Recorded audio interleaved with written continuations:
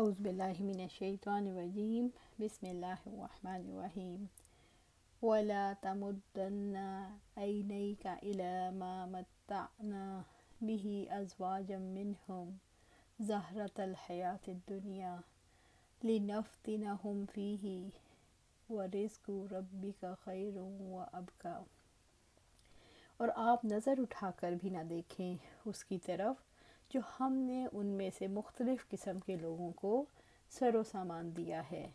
دنیا کی زندگی کی زینت ہے تاکہ ہم انہیں اس آزمائش میں ڈالیں، اور آپ کے رب کا رزق ہی بہتر ہے اور زیادہ باقی رہنے والا ہے۔ سورۃ طٰہٰ آیہ 131۔ وَلَا تَمُدَّنَّ عَيْنَيْكَ إِلَىٰ مَا مَتَعْنَا بِهِ أَزْوَاجًا مِّنْهُمْ، اور آپ نظر اٹھا کر بھی نہ دیکھیں ان کی طرف جو ہم نے ان میں سے مختلف قسم کے لوگوں کو سر و سامان دیا ہے۔ اللہ رب العزت نے اپنے رسول صلی اللہ علیہ وآلہ وسلم کو حکم دیا کہ آپ ان خوشحال لوگوں اور مالداروں کی طرف نظر اٹھا کر بھی نہ دیکھیں جن کو دنیا کی زندگی کی زینتیں اور عیش و آرام ملا ہوا ہے، جن کے یہاں مال کی ریل پیل ہے، جو ڈھلتی چھاؤں پر اپنے آپ کو دوسروں کے مقابلے میں برتر سمجھتے ہیں۔ زہرۃ الحیاۃ الدنیا لنفتنہم فیہ، دنیا کی زندگی کی زینت ہے تاکہ ہم انہیں اس آزمائش میں ڈالیں۔ یہ تو دنیا کی زندگی کا پھول ہے، جیسے پھول نرم و نازک لیکن زوال پذیر ہوتا ہے، صبح کے وقت کھلا، شام کو اس کے ہاتھ لگاؤ تو پتی پتی ہو کر بکھر جاتا ہے۔ ایسے ہی دنیا کی زندگی کا ساز و سامان، یعنی دنیا اور اس کی متاع، مثلا لذیذ مشروبات، کھانے، ملبوسات، آراستہ کیے ہوئے گھر، حسین و جمیل عورتیں، ہر چیز اور پسندیدگی، یہ سارا کچھ اس لیے ہے کہ یہ سب کچھ دنیا کی خوبصورتی ہے، اور اسے صرف فریب خوردہ لوگ ہی خوش ہوتے ہیں، اور اللہ تعالیٰ سے روح گردانی کرنے والوں کی نظریں ہی اسے پسند کرتی ہیں۔ آخرت سے قطع نظر کر کے صرف ظالم لوگ ہی سے فائدہ اٹھاتے ہیں۔ پھر یہ دنیا سب کی سب تیزی سے گزر جاتی ہے، اپنے چاہنے والوں اور اپنے عشق کرنے والوں کو بے موت مار دیتی ہے۔ بس دنیا سے محبت کرنے والے لوگ اس نام نہاد دنیا میں جب ندامت کوئی فائدہ نہیں دے گی، اور قیامت کے روز جب اللہ کے حضور حاضر ہوں گے، تب انہیں اپنی کم مائیگی کا علم ہوگا۔ اللہ تعالیٰ نے تو اس دنیا کو فتنہ اور آزمائش بنایا ہے تاکہ معلوم ہو کہ کون اس کے پاس ٹھہرتا ہے اور اس کے فریب میں مبتلا ہوتا ہے، اور کون اچھے عمل کرتا ہے۔ جیسا کہ اللہ رب العزت فرماتے ہیں، ہم نے زمین پر جو کچھ ہے اس کی زینت بنایا ہے تاکہ ہم انہیں آزمائیں، ان میں سے کون بہتر عمل کرنے والا ہے، اور جو بھی زمین پر ہیں بلا شبہ ہم اسے ضرور صاف میدان بنا دینے والے ہیں۔ سورۃ الکہف آیہ 7 اور 8۔ رزق ربی کا، اور آپ کے رب کا رزق، یعنی دنیا میں جو نعمتیں بھی رب نے عطا فرمائی ہیں، ان میں سے افضل وہ نعمتیں ہیں جو سلامتی والی زندگی کے حصول کے لیے کام آئیں، مثلا علم، ایمان، عمل صالح۔ خیر، بہتر، یعنی علم اور عمل صالح والی زندگی مالداروں کی زندگی سے بہتر ہے، وابقی، اور زیادہ باقی رہنے والی ہے، یعنی اس علم، ایمان اور عمل صالح کے پھل کبھی ختم نہیں ہوں گے۔ رب العزت نے فرمایا، بلکہ تم دنیا کی زندگی کو ترجیح دیتے ہو، حالانکہ آخرت بہت بہتر اور ہمیشہ باقی رہنے والی ہے۔ سورۃ اعلیٰ آیہ 16 اور 17۔ اس آیت کریمہ میں اس امر کی طرف اشارہ ہے کہ بندہ جب دیکھے اس کا نفس سرکشی اختیار کر کے دنیا کی زیب و زینت کی طرف مائل ہے، تو اپنے رب کے اس رزق کو یاد کرے جو آئندہ زندگی میں اسے عطا ہونے والا ہے، پھر ان دونوں کے درمیان موازنہ کرے۔ اللہ تعالیٰ نے نبی صلی اللہ علیہ وآلہ وسلم کو دنیا کے مال و متاع کی طرف نظر اٹھا کر دیکھنے سے بھی روک دیا، کیونکہ پہلی بات تو اسی کے اندر موجود ہے، زہرۃ الحیاۃ الدنیا، دنیا کی زندگی کی زینت ہے، دنیا کی زندگی کا پھول ہے۔ جس وقت انسان دنیا پر نظریں لگاتا ہے تو اللہ تعالیٰ پر توکل اور بھروسہ ختم ہو جاتا ہے، دل سے قناعت اٹھ جاتی ہے، اس وجہ سے انسان کا دل خواہشات کی طرف راغب ہو جاتا ہے، اللہ تعالیٰ کی محبت اور قربت میں فرق آ جاتا ہے۔ اس وجہ سے دنیا میں اگر انسان کو چند سہولتیں نصیب ہو جائیں تو انسان کو راحت نہیں ملتی، آخرت کی سعادت سے محروم ہو جاتا ہے۔ اس وجہ سے انسان انفاق کرتا ہے اور بالآخر شیطان کی غلامی، دنیا کی غلامی، نفس کی غلامی میں مبتلا ہو جاتا ہے۔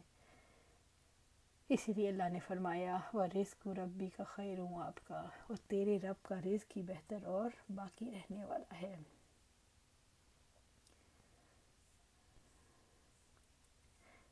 عبداللہ بن عمر بن عاص رضی اللہ تعالیٰ عنہ آپ صلی اللہ علیہ وسلم سے روایت کرتے ہیں کہ آپ نے فرمایا جب فارس اور روم کو فتح کر لیا جائے گا تو اس وقت تم کس حال میں ہوگے؟ عبد الرحمن بن عوف رضی اللہ تعالیٰ عنہ نے فرمایا ہم نے عرض کیا ہمیں جس طرح اللہ تعالیٰ نے حکم فرمایا، یعنی ہر حال میں اللہ کا شکر ادا کریں گے۔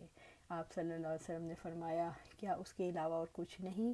تم ایک دوسرے پر رشک کرو گے، پھر آپس میں ایک دوسرے پر حسد کرو گے، پھر آپس میں ایک دوسرے سے بگاڑ پیدا کرو گے، پھر آپس میں ایک دوسرے سے بغض رکھو گے۔ یا آپ صلی اللہ علیہ وآلہ وسلم نے اس طرح کچھ فرمایا پھر تم مسکین مہاجروں کی طرف جاؤ گے اور ان میں سے کچھ کو حاکم بنا کر دوسروں کی گردن پر مسلط کر دو گے۔ سبحان اللہ، سبحان اللہ۔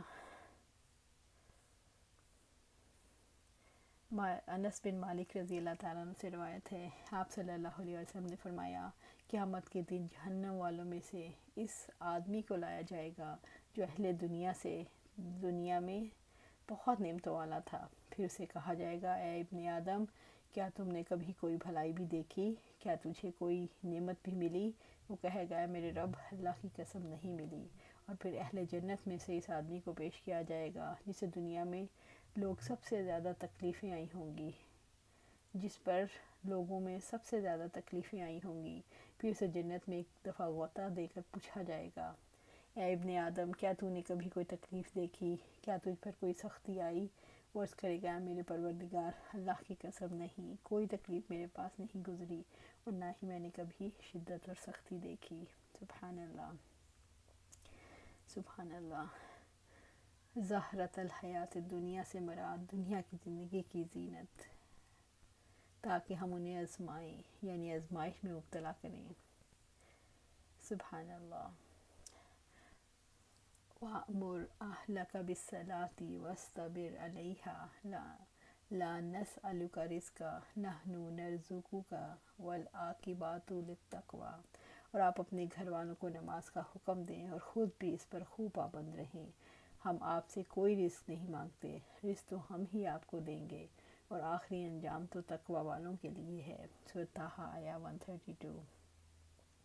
اس آیت کا شان نزول ابن سلام کا قول ہے کہ ابھی صلی اللہ علیہ وسلم پر یہ آیت نازل ہوئی تو آپ صلی اللہ علیہ وسلم بہت شدت کی تکلیف میں تھے یا تنگی میں تھے۔ اس وقت آپ صلی اللہ علیہ وآلہ وسلم کو حکم دیا گیا آپ صلی اللہ علیہ وآلہ وسلم اپنے گھر والوں کو نماز کا حکم دیں، اور مالک اور بہقی نے روایت کی ہے کہ اسلم کہتے ہیں کہ عمر بن خطاب رضی اللہ تعالیٰ عنہ رات کو نماز پڑھتے تھے جتنی اللہ تعالیٰ چاہتا، حتیٰ کہ رات کا آخری حصہ ہو جاتا اپنے گھر والوں کو نماز کے لیے اٹھاتے اور ان سے کہتے الصلاۃ الصلاۃ، اور اس وقت آیت پڑھتے وَأَمْرُ أَهْلَكَ بِالصَّلَاةِ کہ اپنے گھر والوں کو نماز کا حکم دیں۔ سبحان اللہ۔ وَأْمُرْ أَهْلَكَ بِالصَّلَاةِ اپنے گھر والوں کو نماز کا حکم دیں۔ ایک مسلمان کا فرض ہے اپنے گھر کو صالح اور اپنے ایمان والے مسلمانوں کا گھر بنائے، یہ باہمی یگانگت اور محبت پیدا کرتی ہے۔ اس آیت میں صلی اللہ علیہ وسلم کو خطاب ہے، تاہم حکم عام ہے، اس لیے آپ صلی اللہ علیہ وسلم مسلمانوں کو حکم دیا کہ بچہ جب 7 برس کا ہو جائے تو اسے نماز ادا کرنے کو کہو، اور اگر 10 سال کا ہونے پر بھی نماز کی عادت نہ پڑے تو اسے مار کر نماز پڑھاؤ۔ آپ صلی اللہ علیہ وسلم پر جب یہ آیت نازل ہوئی تو آپ صلی اللہ علیہ وسلم روزانہ صبح کے وقت علی رضی اللہ تعالیٰ عنہ، فاطمہ رضی اللہ تعالیٰ عنہ کے مکان پر جا کر آواز دیتے الصلاۃ الصلاۃ وَاسْتَبِرْ عَلَيْهَا، اور خود بھی اس کی پابند رہو، یعنی اس کے قیام کے، اس کی ادائیگی کے، اس کی حدود کی پابندی کرو۔ لَا نَسْأَلُكَ رِزْقًا نَحْنُ نَرْزُقُكَ، اور ہم آپ سے کوئی رزق نہیں مانگتے، رزق تو ہم ہی آپ کو دیں گے۔ پھر اللہ تبارک و تعالیٰ نے اپنے رسول صلی اللہ علیہ وسلم کو رزق کی ضمانت دی اور ترغیب دی کہ آپ اقامت دین کو چھوڑ کر حصول رزق میں مشغول نہ ہوں۔ چنانچہ فرمایا لا نسألک رزقا، ہم یعنی آپ کا رزق ہمارے ذمہ ہے۔ ہم نے جس طرح تمام خلائق کے رزق کی کفالت اپنے ذمہ لی ہے، اسی طرح آپ کے رزق کی کفالت بھی ہمارے ذمہ ہے۔ اس شخص کے رزق کی ذمہ داری ہم پر کیسے نہ ہو جو ہمارے حکم کی تعمیل کرتا ہے اور ہمارے ذکر میں مشغول رہتا ہے۔ سبحان اللہ۔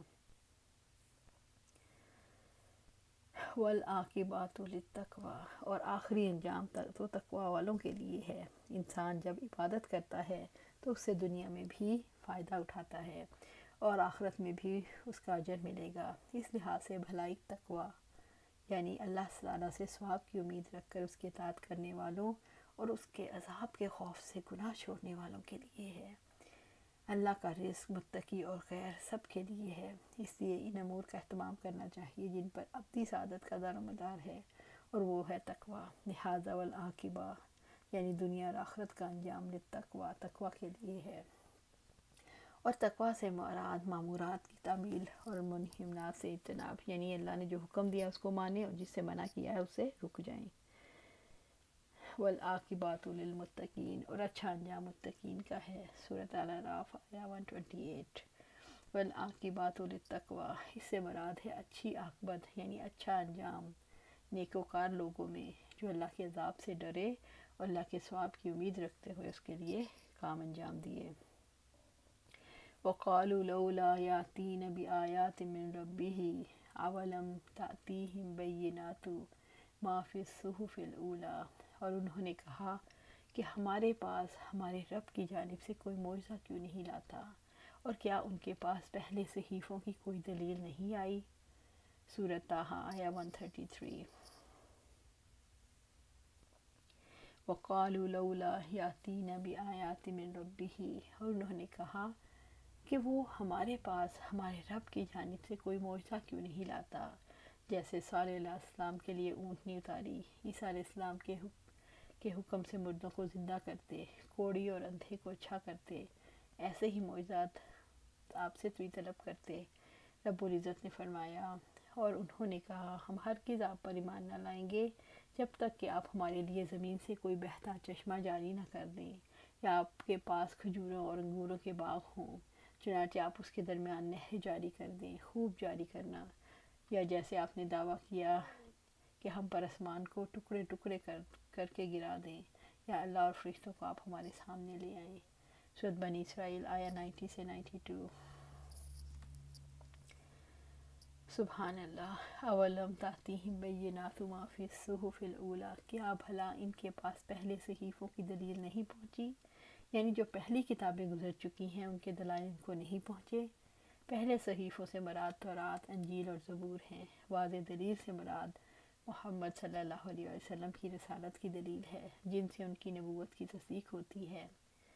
ابو ہریرہ رضی اللہ تعالیٰ عنہ بیان کرتے ہیں کہ آپ صلی اللہ علیہ وسلم نے فرمایا ہر نبی کو کوئی نہ کوئی معجزہ عطا کیا گیا، اور اس معجزے کی مناسبت سے لوگ اس نبی پر ایمان لائے، اور جو معجزہ مجھے دیا گیا وہ یہ وحی یعنی قرآن مجید ہے، جسے اللہ تعالیٰ نے بذریعہ وحی مجھے دیا، لہٰذا میں امید کرتا ہوں میرے ماننے والے سب نبیوں کے ماننے والوں سے زیادہ ہوں گے۔ سبحان اللہ۔ وَلَوْ أَنَّا أَهْلَكْنَاهُمْ بِعَذَابٍ مِّن قَبْلِهِ لَقَالُوا رَبَّنَا لَوْلَا أَرْسَلْتَ إِلَيْنَا رَسُولًا فَنَتَّبِعَ آيَاتِكَ مِن قَبْلِ أَن نَّذِلَّ وَنَخْزَىٰ، اور اگر ہم اس سے پہلے انہیں کسی عذاب میں ہلاک کر دیتے تو وہ کہتے اے ہمارے رب تو نے ہمارے پاس کوئی رسول کیوں نہیں بھیجا، پھر ہم تیری آیات کی پیروی کرتے اور اس سے پہلے کہ ہم ذلیل و رسوا ہوتے۔ سورۃ طٰہٰ آیہ 134۔ وَلَوْ أَنَّا أَهْلَكْنَاهُمْ بِعَذَابٍ مِّن قَبْلِهِ لَقَالُوا رَبَّنَا لَوْلَا أَرْسَلْتَ إِلَيْنَا رَسُولًا، اور اگر ہم اس سے پہلے انہیں کسی عذاب میں ہلاک کر دیتے تو وہ کہتے ہیں ہمارے رب تو نے ہمارے پاس کوئی رسول کیوں نہیں بھیجا، یعنی اگر رسول اللہ صلی اللہ علیہ وسلم پر وحی نازل ہونے سے پہلے انہیں ہلاک کر دیتے تو یہ چیختے کہ ہمارے پاس پہلے رسول کیوں نہیں بھیجا۔ وَنَتَّبِعَ آیَاتِکَ مِن قَبْلِ أَن نَّذِلَّ وَنَخْزَىٰ، پھر ہم تیری آیات کی پیروی کرتے اس سے پہلے کہ ہم ذلیل اور رسوا ہوتے، یعنی اس سے پہلے کہ ہم ذلیل ہوتے، یعنی دنیا میں عذاب میں مبتلا ہوتے، وَنَخْزَىٰ یعنی قیامت کے دن آگ میں داخل ہو کر رسوا ہوتے، اس سے پہلے ہم رسول کی رسالت پر ایمان لے آتے۔ ان نزل سے مراد قتل ہوتے یا دنیا میں قیدی بن جاتے، ونخزا سے مراد قیامت کے دن آگ میں داخل ہونا۔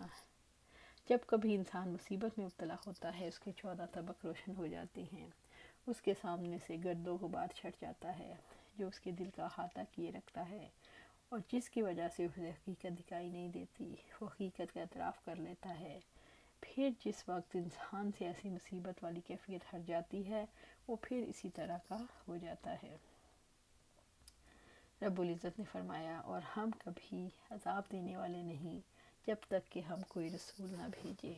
سورۃ بنی اسرائیل آیا 15۔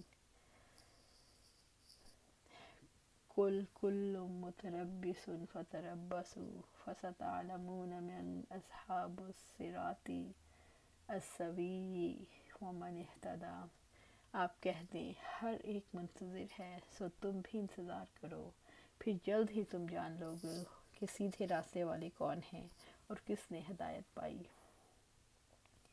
سورۃ طٰہٰ آیا 135۔ قُلْ كُلٌّ مُتَرَبِّصٌ فَتَرَبَّصُوا، آپ کہہ دیں ہر ایک منتظر ہے سو تم بھی انتظار کرو۔ اس سے مراد مسلمانوں اور کافروں کا انتظار ہے کہ دیکھو کفر غالب آتا ہے یا اسلام۔ رب العزت نے نبی صلی اللہ علیہ وسلم سے فرمایا آپ ان لوگوں سے کہہ دو جو آپ صلی اللہ علیہ وآلہ وسلم کو جھٹلاتے ہیں۔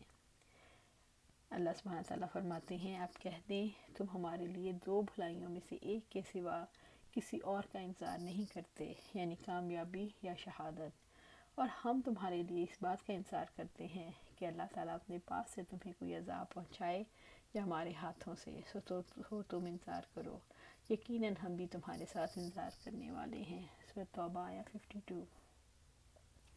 فَسَتَعْلَمُونَ مَنْ أَصْحَابُ الصِّرَاطِ السَّوِيِّ وَمَنِ اهْتَدَىٰ، پھر جلد ہی تم جان لوگے کہ سیدھے راستے والے کون ہیں اور کس نے ہدایت پائی، یعنی ہر ایک اچھے انجام کا منتظر ہے تو بہت جلد پتہ چل جائے گا اپنے عمل کے انجام کے اعتبار سے کون کامیاب ہے اور کون ناکام، اور کون ہے جو عذاب کا مستحق ٹھہرتا ہے اور کون ہے نجات یافتہ۔